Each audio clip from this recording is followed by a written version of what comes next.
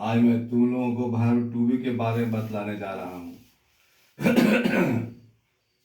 Verb to be का मतलब होता है होना और जाना। वर्ब टू बी के 5 फॉर्म होते हैं। प्रेजेंट इंडेफिनिट में एम आर का प्रयोग होता है।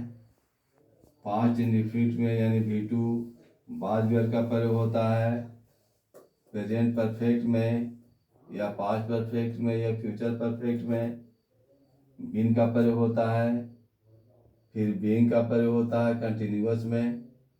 फिर इज का प्रयोग होता है प्रेजेंट इंडेफिनिट में। यानी बी से ही इज एम आर बाज वेयर बना है। प्रेजेंट इंडेफिनिट में इज एम आर बन करके आता है। टू बी अपना टू बी रूप में नहीं आता प्रेजेंट इंडेफिनिट में। प्रेजेंट इंडेफिनिट में टू बी बन करके नहीं आता है, बल्कि इज एम आर बन करके आता है। और पास्ट इंडेफिनिट में बाज वेयर बन करके आता है।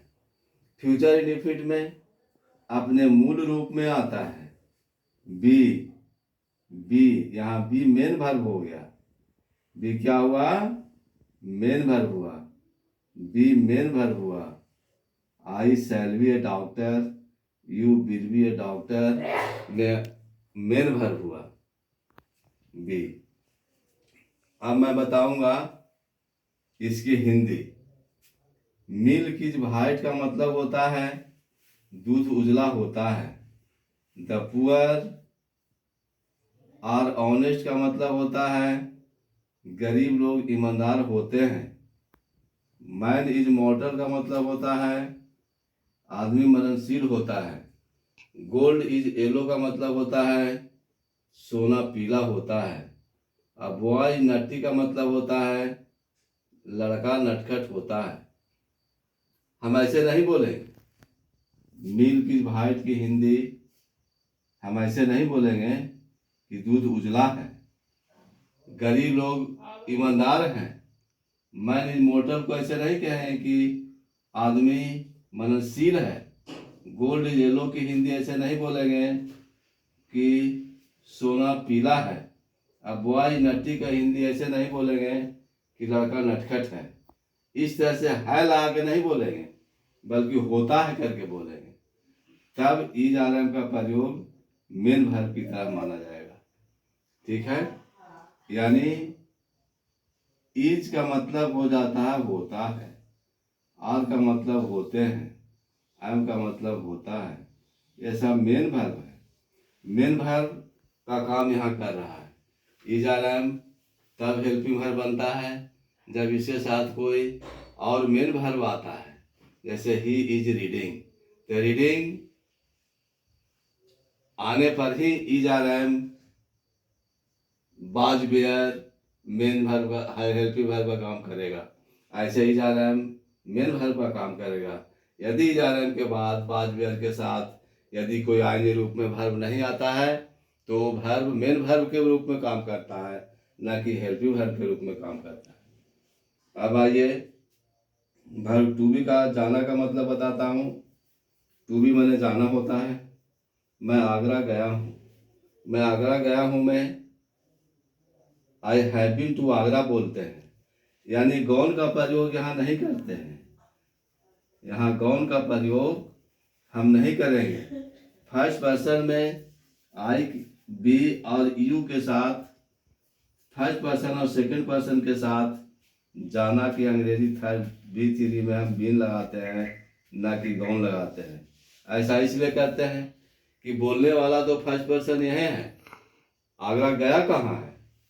अभी आपके सामने बोल रहा है फर्स्ट पर्सन कि मैं आगरा गया हूँ, तो उसी हालत में लौट करके फर्स्ट पर्सन चला आया है, तब बोल रहा है कि मैं पटना गया हूँ, तो उसी हालत में बीन का प्रयोग होगा, न कि गौन का प्रयोग होगा।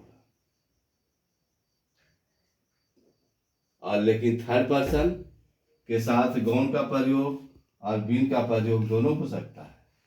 यदि थर्ड पर्सन वह जाने वाला वह आगरा गया है, वह आगरा गया है या हो के चला आया है, तब हम गौन का प्रयोग नहीं करेंगे, बीन का प्रयोग करेंगे। आगरा से होके चला आया है तब बीन का प्रयोग करेंगे। अब आगरा गया है, अभी रास्ते में होगा, यहाँ पहुंच चुका होगा, तो उसी हालत में हम गौन का प्रयोग करेंगे, न कि बीन का प्रयोग करेंगे। यानी थर्ड पर्सन के साथ गौन और बीन दोनों का प्रयोग हो सकता है। एक कंडीशन पर निर्भर करता है। यदि थर्ड पर्सन रास्ते में है या पहुंच चुका है आगरा, तो उसी हालत में गौन लिखेंगे। लौट के चला आया है तो उसी हालत में हम बीन का प्रयोग करेंगे।